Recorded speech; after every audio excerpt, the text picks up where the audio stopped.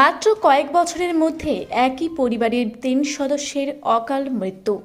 এই ঘটনার পর ভূতের আতঙ্ক তাড়া করে বেড়াচ্ছে ইনপুরের ভেদুয়াসুর গ্রাম পঞ্চায়েতের বাঁশকেটিয়া গ্রামের মানুষের মধ্যে। ইতিমধ্যেই ওই পরিবারের বর্তমান সদস্যরা বাড়ি ছেড়ে অন্য গ্রামে গিয়ে আত্মীয়ের বাড়িতে আশ্রয় নিয়েছেন। গ্রামের অন্যান্যরাও আতঙ্কে গ্রাম ছেড়ে পালানোর তোড়জোড় করছেন বলেই খবর। এরই মাঝে মানুষের মন থেকে ভয়ভীতি দূর করতে আসরে নেমেছে পশ্চিমবঙ্গ বিজ্ঞান মঞ্চ। পুলিশ ও প্রশাসনিক আধিকারিকদের সঙ্গে নিয়ে ওই গ্রামে জনসচেতনতা শিবির করেছেন বিজ্ঞান মঞ্চের ইনপুর বিজ্ঞান কেন্দ্রের কর্মীরা। বাঁশকাটিয়া গ্রামের মানুষের দাবি, ৩ বছরের মধ্যে ওই পরিবারে ৩ সদস্যের মৃত্যু হয়। ওই ঘটনার পর প্রায়শই রাতের অন্ধকারে অদ্ভুত ধরনের শব্দ শুনতে পাওয়া যায়, যার ফলে বাড়ি ছেড়ে পালাতে বাধ্য হন ওই পরিবারের সদস্যরা। এরপরে আতঙ্ক বাড়তে থাকে গ্রামের অন্যান্যদের মধ্যেও। ফলে অনেকেই এই গ্রাম ছেড়ে অন্যত্র বসবাসের সিদ্ধান্ত নিয়েছেন বলেই জানিয়েছেন। যদিও এত সহজে হাল ছাড়তে রাজি নয় পশ্চিমবঙ্গ বিজ্ঞান মঞ্চ। সংগঠনের ইনপুট বিজ্ঞান কেন্দ্রের সম্পাদক মোনালিসা পাত্র বলেন, মানুষের মন থেকে ভয়, ভীতি ও কুসংস্কার দূর করতে ওই গ্রামে শিবির করেছি। একদিনেই মানুষের মন থেকে সমস্ত কিছু ঝেড়ে ফেলা সম্ভব নয়। এই বিষয়ে মানুষকে বোঝাতে বারবার তারা গ্রামে যাবেন বলেও জানান। ভেদুয়াসুর গ্রাম পঞ্চায়েতের প্রধান মামনি পাত্র বলেন, ব্লক ও পুলিশ প্রশাসনের সঙ্গে আমরাও গ্রামের মানুষের সঙ্গে কথা বলেছি। ভয়ভীতির কিছু নেই। প্রশাসনিকভাবে তারা প্রত্যেকেই ওই গ্রামের মানুষের সঙ্গে আছেন বলে তিনি জানান। এই ঘটনা প্রসঙ্গে কি বলবেন? আপনারা শিবির করেছেন, তারপরেও তাদের মধ্যে এখনো আতঙ্ক কাটেনি। শুনুন, একটা গ্রামে এই সমস্ত কুসংস্কারটা সব গ্রামে কিন্তু অল্প বিস্তর আছে। হ্যাঁ, এই কুসংস্কারকে তুলে ফেলাটা খুব কম সময় হবে না। এটা আমরা আমাদের বারবার ওইখানে গিয়ে আলাপ আলোচনা করে শিবির করে, বা স্কুলেও আমরা ভেবেছি যে ওদের যে প্রাইমারি স্কুল আছে সেই প্রাইমারি স্কুলে গিয়েও একটা ক্যাম্পের মতো করব, মানে সচেতনতা শিবির করব। এটা আমাদের করার ভাবনা আছে। অত সহজে কুসংস্কার যাবে না, কিন্তু আমরা কাটিয়ে তোলার চেষ্টা করব। পরবর্তী ক্ষেত্রে আমাদের কিন্তু এই কর্ম পরিকল্পনা আছে। আপনারা শিবির করেছেন, আপনারা বুঝেছেন, তাদের সঙ্গে সময় কাটিয়েছেন, আপনি গেছেন, আধিকারিকরা গেছেন, তারপরেও যে এখনো পর্যন্ত যে আতঙ্ক থেকে বেরিয়ে আসতে পারছে না তারা, এটাকে কিভাবে দেখছেন? দীর্ঘদিনের থাকা একটা কুসংস্কার, বা মানুষ অনেক সময় সংস্কারও থাকে কিছু কিছু মানুষের, আর কিছু কিছু গ্রামের একটা রীতিনীতিও আছে। বা তারা ওই সমস্ত মানে কি হয়, একটা গুজব ওঠে এবং সেটা স্প্রেড করে যায় চারদিকে। মানে ওইটাই সবাই ধরে নেয় আর কি।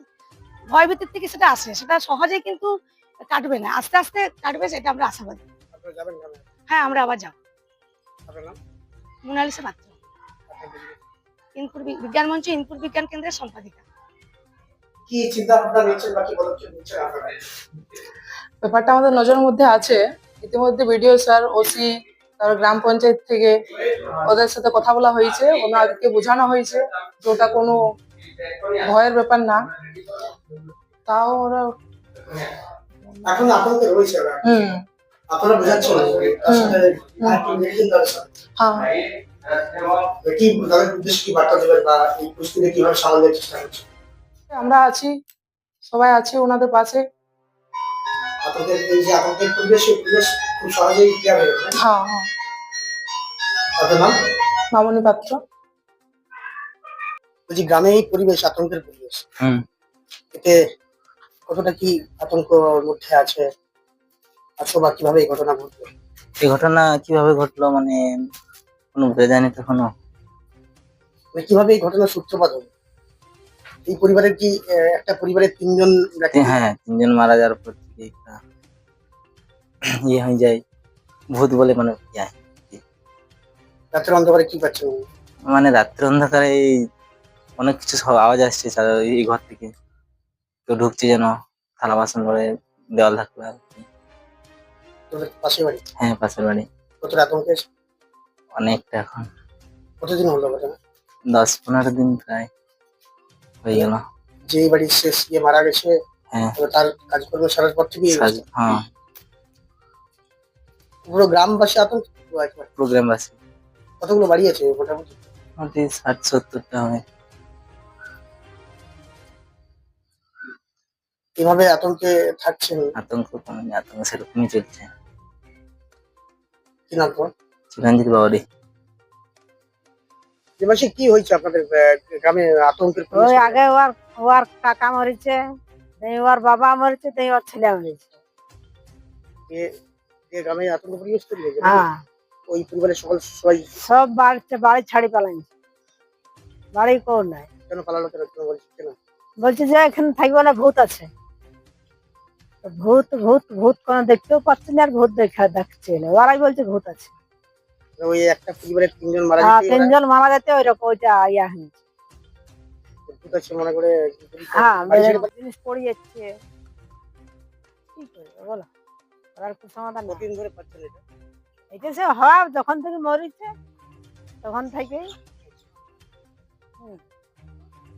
এবার আমার দিকে তো আমরা ছেলে ছেলে নিয়ে থাকবো কি করে, আমরা সেটা চিন্তা ভাবনা করছি যে গ্রামে তো পুলিশ এসেছিল, ভিডিও এসেছিল আপনাদের কাছে। পুলিশ ভিডিও তো সব এসেছে, ওরা তো আপনার বলে দিন চলে যাচ্ছে ফদাবাড়ি। নামবাস্তা জানি। হ্যাঁ, নামা বাস। বলছি দাদা, আপনাদের এই গ্রামে আতঙ্কের যে পরিবেশ তৈরি হয়েছে, হ্যাঁ। কেন সেটা কিভাবে তৈরি হলো পরিবেশ? কেউ তৈরি হলো ওই যে বাচ্চাটা মারা যাওয়ার পর থেকে ভয়ের একটা আতঙ্ক সৃষ্টি হলো। ওদের বাড়িতে সব ছেড়ে চলে যায়, তারপরে মানুষ তো অন্য বাড়ির লোক তো ভয় খাবেই। এই বাড়িতে কতজন মারা গেছে? এখানে 3 জন মারা গেছে। একটা পরিবারে হ্যাঁ, কত 1 বছর পর পর 3 বছরের মাথায় 3 জন মারা গেছে। মারা গেছে। হ্যাঁ, তারপর বাড়ির লোক কি বাড়ি ছেড়ে চলে গেছে? চলে গেছে। হ্যাঁ, ওরা বললো যে এখানে আর থাকতে পারবো না, ভয় লাগছে ওদের। মানে মেয়ে তো সব মেয়ে মানুষ আছে, ছেলেগুলো সব মারা গেল। আচ্ছা, আচ্ছা। তারপরে গ্রাম ছেড়ে চলে গেছে তারা। হ্যাঁ। এখন কি অসুবিধা হচ্ছে, এখন কি আতঙ্ক পাশাপাশি যারা আছে? পাশাপাশি যারা আছে ওইটাই, হ্যাঁ বাড়ি না, ওইটাই ভাবনা চিন্তা চলছে কি করবে সব। চিন্তায় আছেন? হ্যাঁ, আমার নাম প্রশান্ত বাউরি। বাঁকুড়া থেকে দেবনাথ মধুকের রিপোর্ট, রূপসী বাংলা মিডিয়া।